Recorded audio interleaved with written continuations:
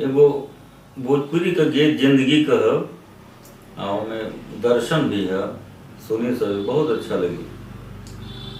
ना जिंदगिया के कौनो ठेकान भुइया, ना जिंदगिया के कौनो ठेकान भुइया, बाट दुविधा में सगरी सयान भुइया, ना जिंदगिया के कौनो ठेकान भुइया, ना जिंदगिया के कौनो।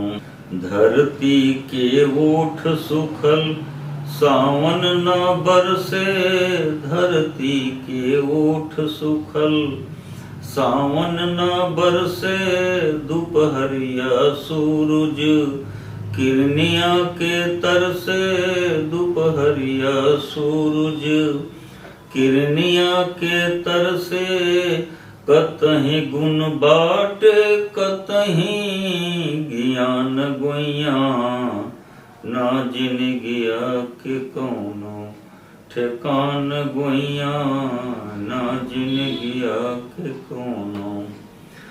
सुखवा के साथी बा सबही सहैया, सुखवा के साथी बा सबही सहैया, दुखवा के बाटे ना केहू समैया, दुखवा के बाटे ना केहू समैया, कतहीं धुन बाटे कतहीं ध्यान गुइया, ना जिंदगिया के कौनो ठेकान गुइया, ना जिंदगिया के कौनो।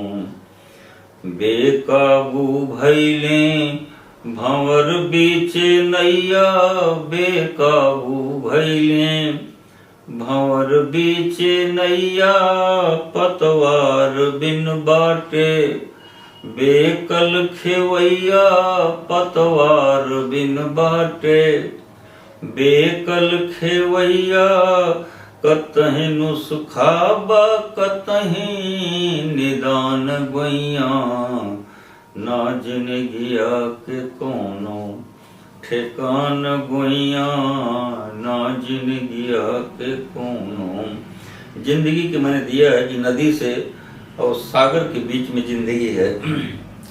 नदिया से सागर के बीच बा कहानी, नदिया से सागर के बीच बा कहानी, कहीं एक बूंद कहीं कई घड़ा पानी, कहीं एक बूंद कहीं कई घड़ा पानी, कतहीं विधना बा कतहीं विधान गुइया, ना जिंदगिया के कौनो ठेकान गुइया, ना जिंदगिया के कौनो। अंतिम बंद है। हो गई सझिया सनहिया ना बाती, जिंदगी रूपी शाम हो गई है, उसका मैंने इस दर्शन में प्रयोग किया है।